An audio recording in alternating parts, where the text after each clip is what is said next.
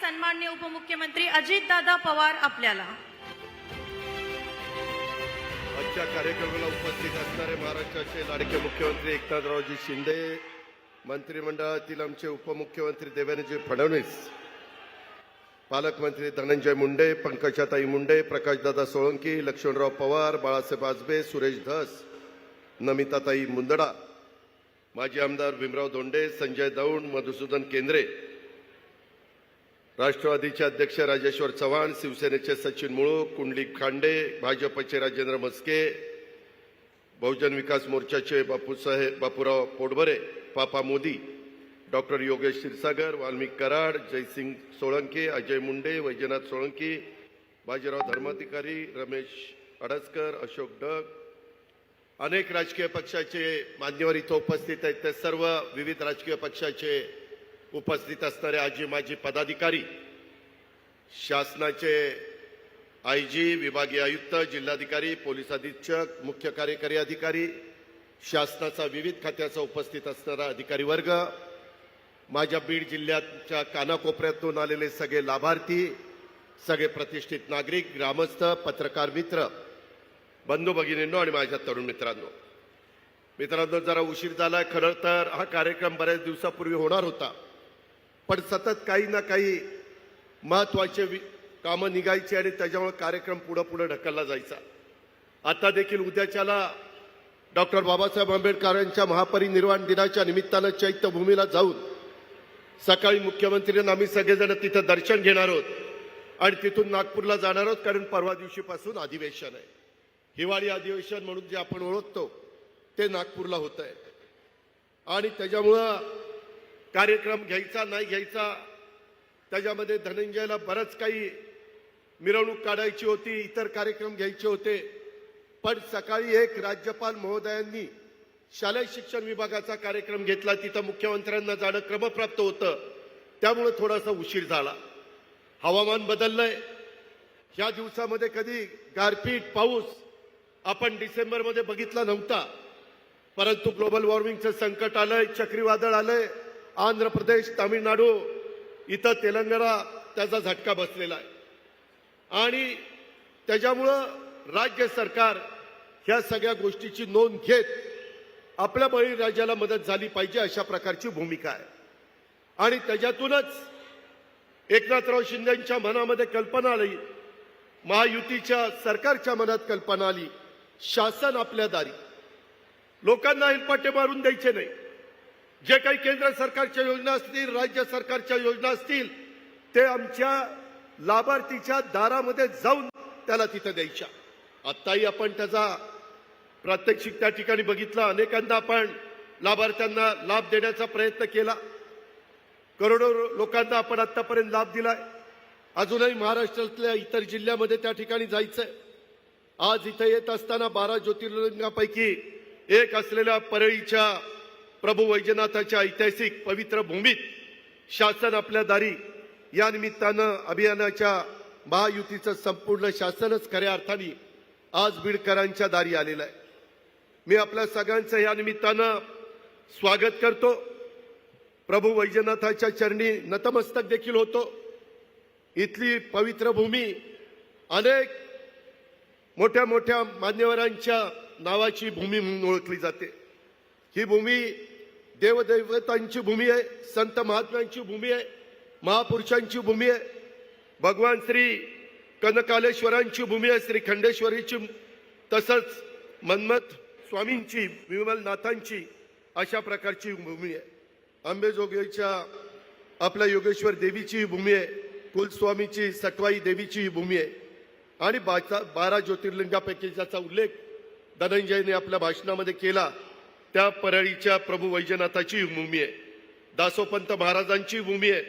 त्याच्यामुळे या समस्त देवदेवतांच्या चरणी मी वंदन करतो आणि बीड जिल्ह्याच्या महाराष्ट्राच्या विकासासाठी काम करत असणाऱ्या ह्या महायुतीच्या सरकारला बळ दे असं साकडं देखील आपल्या सर्वांच्या साक्षीनं मी या ठिकाणी देवतांच्या चरणी त्या ठिकाणी घालतो. मित्रांनो, आपल्या इथं जसं वेगवेगळ्या देवदेवतांची मी नावं घेतली तशाच पद्धतीनं आपल्या ही सगळी भूमी ही त्या ठिकाणी आपल्याला माहिती आहे श्री संत भगवान बाबा आणि श्री संत जगतमित्र नागा या संतांना देखील मी नमन करतो. आज वेळ आमच्याकडे कमी आहे. मुख्यमंत्री उपमुख्यमंत्र्यांना मार्गदर्शन करायचं आहे. अनेक काही मुद्दे इथं काढलेले आहेत.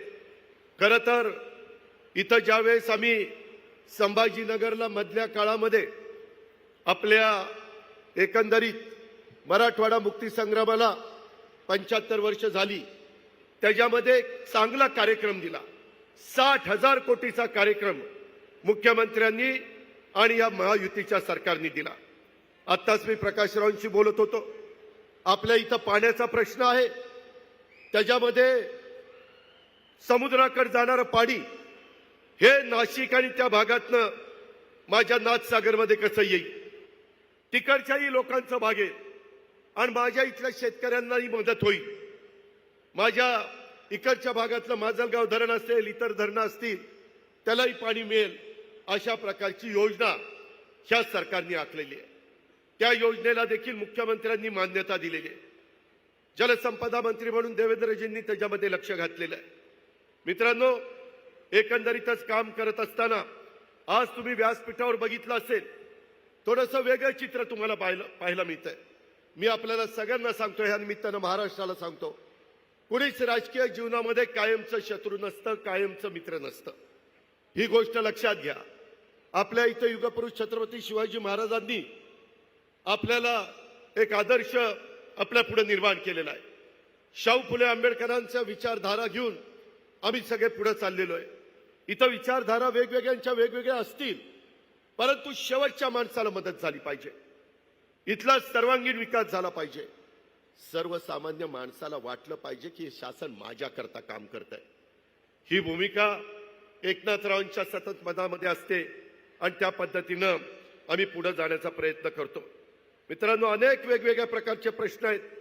त्याच्या संदर्भामध्ये हे प्रश्नाचा ओहापोह करत असताना आपल्याला हेही माहिती, आता हेलिकॉप्टरमध्ये उतरत असताना इकडच्या भागामध्ये आल्यानंतर चारी बाजूचे झालेले चांगले रस्ते दिसून येत आहेत.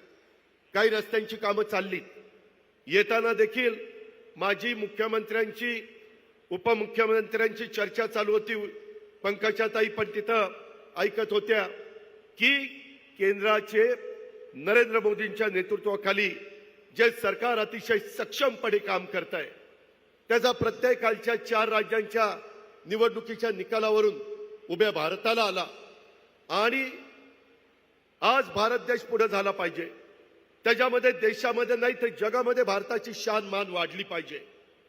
भारताची अर्थव्यवस्था मजबूत झाली पाहिजे. आपण $5 ट्रिलियन पर्यंत पोहोचलं पाहिजे. त्याच्यामध्ये महाराष्ट्र $1 ट्रिलियन असला पाहिजे. अशा प्रकारे आम्ही सगळेजण काम करतोय. त्याच्यामध्ये विरोधाला विरोध करून काही चालणार नाही.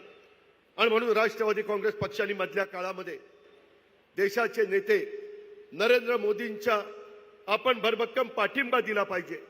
अशा प्रकारचे नेतृत्व सारखं सारखं त्या ठिकाणी मिळत नाही आणि त्याच्यामुळं ह्या नेतृत्वाला आपण अधिक पाठबळ दिलं पाहिजे. ह्याच उद्देशाने आम्ही मधल्या काळामध्ये या सरकारमध्ये आलो. कधी कधी बातम्या येतात की यांच्यात मतभेद आहेत. विरोधकांच्याकडे आज कुठलाही मुद्दा राहिलेला नाही आणि त्याच्यामुळे काही पण बातम्या, काही पण कंड्या उठवण्याचं काम करतात. आम्ही सगळेजण अतिशय एकोप्याने सर्व जाती धर्माला कसं आपल्याला बरोबर घेऊन जाता येईल. आज महाराष्ट्रामध्ये त्या आपल्याला माहिती आहे, जाती जातीमध्ये वेगवेगळ्या मागण्या आहेत.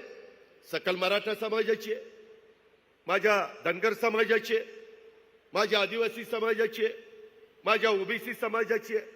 जरूर डॉक्टर बाबासाहेब आंबेडकरांनी संविधानाच्या माध्यमातून हा अधिकार प्रत्येकाला दिलेला आहे. तुम्ही तुमच्या मागण्या रास्त पद्धतीनं कायदा हातामध्ये न घेता मागू शकता. सरकार म्हणून स्वतः एकनाथरावांनी त्याच्याबद्दलचा शब्द, ज्या दिवशी दसरा होता, दसऱ्याच्या सभेमध्ये मुंबई ही आपली सगळ्याची राजधानी, देशाची आर्थिक राजधानी तिथं दिलेला आहे. त्याच्याबद्दल कमिटी नेमलेली आहे, त्याच्याबद्दल अभ्यास चाललेला आहे. त्याच्यात कुठेही आम्ही दुर्लक्ष करत नाहीये. ही गोष्ट माझ्या परळीच्या शासन आपल्या दारी कार्यक्रमाच्या निमित्तानं तुम्हाला तर मला सांगायचंच, परंतु महाराष्ट्राला जनतेला पण सांगायचं आहे. मित्रांनो, ह्याच्या संदर्भामध्ये ज्यांच्या तोंडामध्ये आरक्षणाचा घास घातलाय त्याला धक्का न लावता इतरांना पण आरक्षण देण्याची भूमिका महायुतीच्या सरकारची, एकनाथराव शिंदेची, देवेंद्रजींची, माझी आणि आमच्या सगळ्या सहकाऱ्यांची आहे. सगळ्या विरोधी पक्षाला पण आम्ही विश्वासात घेतलं. स्वतः मुख्यमंत्र्यांच्या अध्यक्षतेखाली सह्याद्रीला बैठक झाली, त्यांनी पण त्या सगळ्या गोष्टीला पाठिंबा दिला. पण आपल्याला आपल्या बाप दादांनी, वरिष्ठांनी जाती जातीमध्ये अंतर पाडायला, तेढ निर्माण करायला, जाती जातीमध्ये त्या ठिकाणी कुठंतरी एकमेकाच्या मनामध्ये वेगळ्या प्रकारची भावना निर्माण करायला सांगितलेलं नाही. शिवाजी महाराजांनी पण 18 पगड जातीला घेऊन हिंदवी स्वराज्याची स्थापना केलेला इतिहास आपल्या सगळ्यांच्या समोर आहे.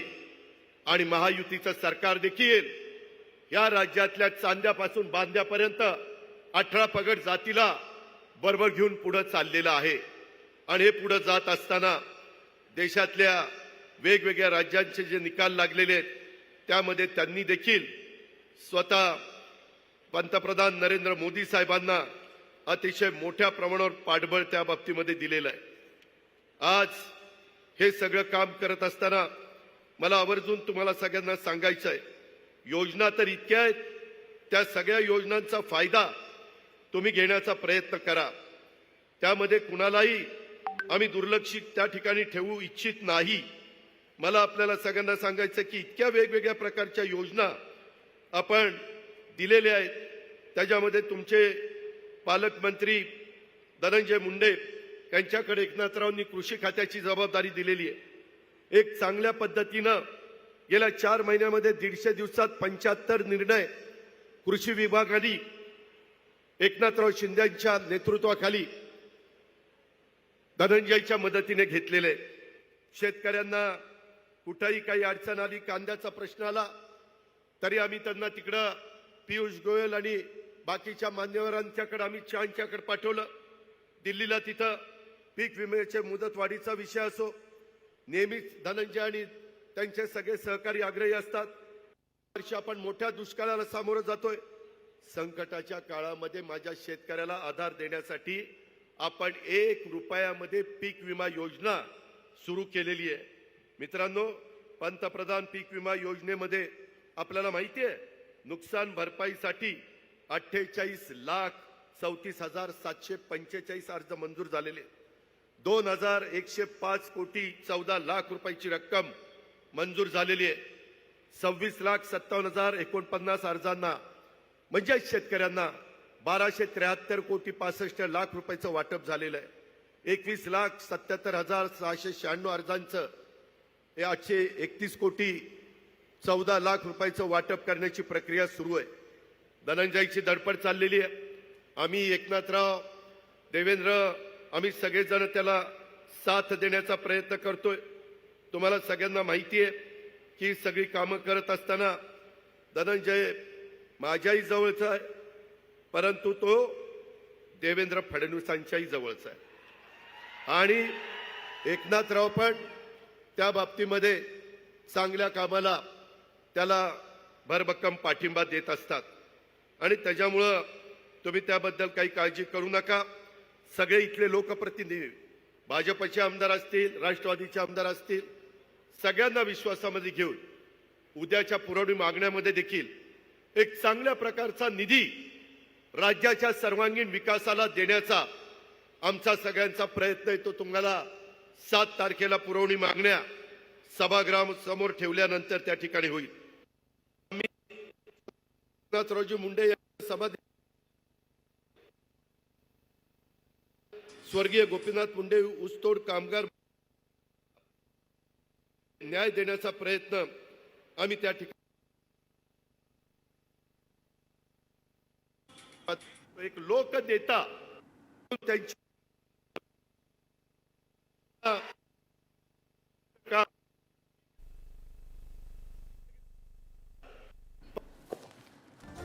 तर आपण पाहतो की शासन आपल्या दारी या कार्यक्रमामध्ये उपमुख्यमंत्री अजित पवार बोलतात आणि समाजात तेढ निर्माण होणार नाही हे बघा असं सुद्धा वक्तव्य त्यांनी केलेलं आहे। राज्य सरकार शेतकऱ्यांच्या पाठीशी आहे आणि सर्वांगीण विकास बीड जिल्ह्याचा झालाच पाहिजे असं वक्तव्य सुद्धा अजित पवार यांनी केलंय।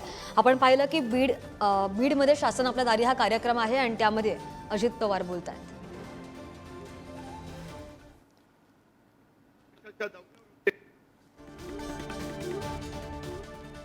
तर महायुतीमध्ये कोणतेही मतभेद नाही असं सुद्धा वक्तव्य अजित पवारांनी केलेलं आहे। बीडमधल्या परळीमध्ये शासन आपल्या दारी कार्यक्रम आहे त्यामध्ये ते बोलत आहेत। उपमुख्यमंत्री अजित पवारांच्या अगोदर भाजप नेत्या पंकजा मुंडे आणि पालकमंत्री बीडचे पालकमंत्री धनंजय मुंडेंनी सुद्धा संवाद साधला। त्यानंतर या कार्यक्रमाला आपण पाहतोय दोनही उपमुख्यमंत्री आणि मुख्यमंत्री उपस्थित आहेत। पंकजा मुंडे धनंजय मुंडे सुद्धा उपस्थित आहेत।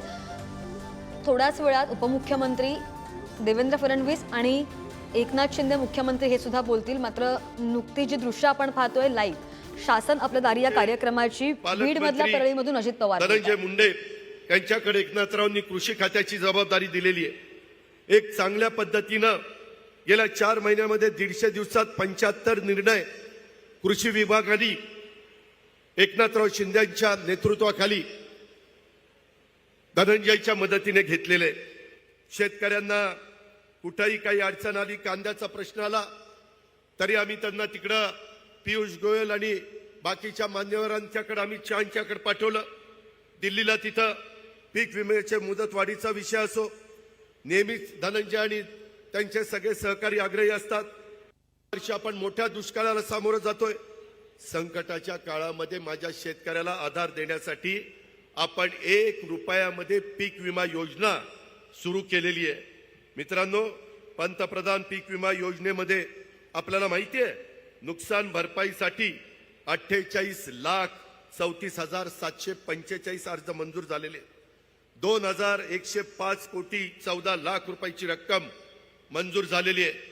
26,57,049 अर्जांना म्हणजे शेतकऱ्यांना 1,273 कोटी 65 लाख रुपयाचं वाटप झालेलं आहे। 21,77,696 अर्जांचं 831 कोटी 14 लाख रुपयाचं वाटप करण्याची प्रक्रिया सुरू आहे। धनंजयची धडपड चाललेली आहे। आम्ही एकनाथराव देवेंद्र आम्ही सगळेजण त्याला साथ देण्याचा प्रयत्न करतोय। तीर्थस्थळं आहेत, मग ती कुठल्याही जाती धर्माची असो तिथं भाविक जातात, तिथं सुविधा मिळाल्या पाहिजेत अशा प्रकारचा संकल्प, अशा प्रकारचा निश्चय आम्ही सगळ्यांनी केलेला आहे। देश पातळीवर तशा प्रकारचं काम हे मोदी साहेबांनी उभं केलेलं आहे। तशा पद्धतीने आपल्या राज्यामध्ये देखील आम्ही सगळेजण काम करू इच्छितोय। इतर देखील प्रश्न अतिशय तडफेडी सोडवण्याच्या करता आम्ही कुठं कमी पडणार नाही हा शब्द आपल्याला सगळ्यांना देतो आणि या ठिकाणी थांबतो। जय हिंद, जय महाराष्ट्र।